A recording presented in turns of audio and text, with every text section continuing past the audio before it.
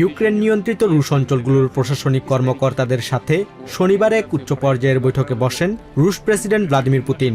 সেখানে তিনি দাবি করেন, যুদ্ধক্ষেত্রে রুশ বাহিনী সম্পূর্ণ কৌশলগত সুবিধাজনক অবস্থানে রয়েছে এবং সব দিক থেকে তাদের অগ্রযাত্রা অব্যাহত আছে। ড্রোন বা ক্ষেপণাস্ত্র হামলা চালিয়ে রাশিয়ার এই গতি রোধ করা যাবে না। তিনি আরও বলেন, ইউক্রেন রুশ সেনাদের অগ্রযাত্রা রুখতে ব্যর্থ হয়ে বেসামরিক স্থাপনা লক্ষ্য করে হামলা চালাচ্ছে। শত্রুপক্ষ আমাদের এই অগ্রযাত্রা রুখতে সম্পূর্ণ ব্যর্থ হয়ে এখন প্রকাশ্য সন্ত্রাসী পন্থার আশ্রয় নিচ্ছে। তারা যাত্রীবাহী পরিবহন সহ বিভিন্ন বেসামরিক স্থাপনা ও অবকাঠামোকে লক্ষ্য করে হামলা চালাচ্ছে।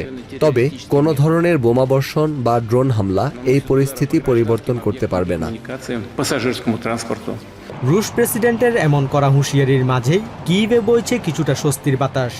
দীর্ঘ কূটনৈতিক টানাপোড়েন শেষে ইউক্রেন ও মলদোভাকে ইউরোপিয়ান ইউনিয়নে অন্তর্ভুক্ত করার আলোচনা এগিয়ে নিতে সম্মত হয়েছেন ইইউ রাষ্ট্রদূতরা। আগামী 15 জুন থেকে শুরু হচ্ছে এর প্রথম ধাপের আলোচনা। এই সিদ্ধান্তকে কিয়েভের সাধারণ মানুষ দেখছেন আশার আলো হিসেবে। আমার অনেক বড় আশা রয়েছে। যুদ্ধের এই সময় আমাদের ইউরোপিয়ান ইউনিয়নে অন্তর্ভুক্ত করা হবে কিনা তা নিয়ে কিছু সন্দেহ অবশ্যই আছে, কিন্তু এটি আমাদের প্রথম পদক্ষেপ এবং আমার মনে হয় আমরা সঠিক পথেই রয়েছি। এই সিদ্ধান্তকে বড় রাজনৈতিক অগ্রগতি হিসেবে দেখলেও কিয়েভের ব্যবসায়ী ও তরুণ সমাজ মনে করছেন, চূড়ান্ত সদস্যপদ পাওয়ার পথটি বেশ দীর্ঘ। এর জন্য ইউক্রেনের অভ্যন্তরীণ আইনি কাঠামোতে অনেক বড় পরিবর্তন আনতে হবে।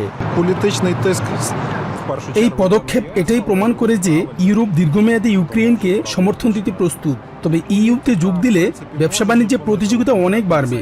সাধারণ ভোক্তারা এর সুফল পেলেও উচ্চ প্রতিযোগিতার কারণে ব্যবসায়ীদের টিকে থাকার জন্য নতুন করে মানিয়ে নিতে হবে। একদিকে যুদ্ধক্ষেত্রে রাশিয়ার অব্যাহত সামরিক চাপ, অন্যদিকে ইউরোপিয়ান ইউনিয়নের অংশ হওয়ার স্বপ্নে কিয়েভের রাজনৈতিক লড়াই। সব মিলিয়ে ইউক্রেনের ভবিষ্যৎ কোন দিকে মোড় নেয় তা নির্ধারণ করবে সামনের দিনগুলোর কূটনৈতিক সমীকরণ। Basudebnath, TVN 24 news desk.